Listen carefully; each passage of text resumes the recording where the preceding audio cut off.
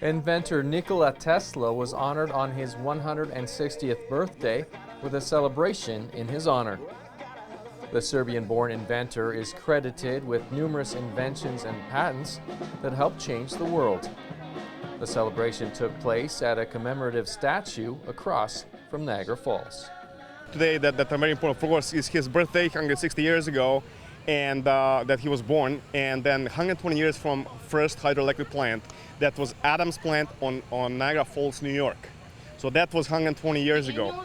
Canadians were dependent on that, on power plants from Niagara Falls. So after the first hydroelectric plant, there was second and third, and then finally in 1905, so 10 years after the first hydroelectric plant in Niagara Falls, New York, we had the first hydroelectric plant here, and that's Rankin hydroelectric plant over there. So that's in 1905. At that plant, supplied electricity to Niagara Falls, to St. Catharines and Toronto, and of course later on to Kitchener and Hamilton. The statue was created by Les Drysdale and was installed 10 years ago. Recent upgrades to the area have made it a popular spot for tourists and locals. The most recent update to it has been the beautiful landscaping that's been put here now, and now there's a fully accessible path that makes it easier for people to get up to the monument itself and to enjoy their time here. There are also some beautiful gardens surrounding the monument. What do you notice when you're in this area? Oh my goodness, when you're sitting where we were just now, looking out at the crowd, you're noticing all the young people and the enthusiasm from people from all around the world. Peter Trinanek provided one of the evening's highlights with his talk on the life of Tesla. He made electricity that we use today, like phones and all that.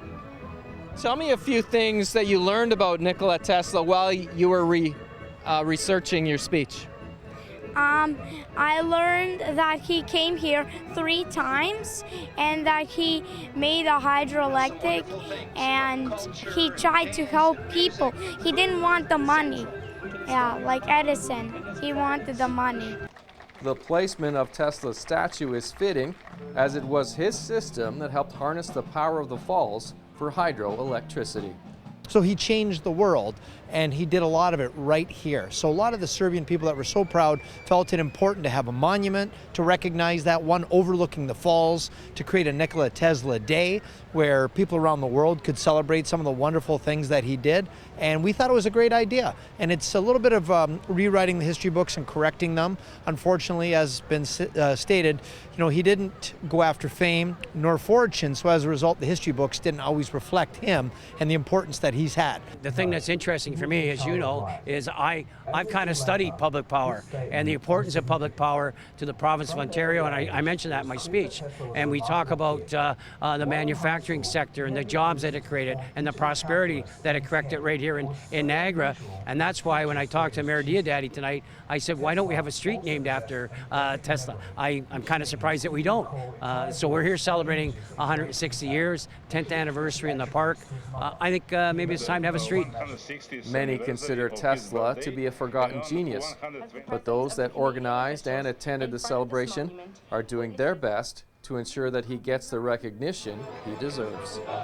In Niagara, you're watching The Source.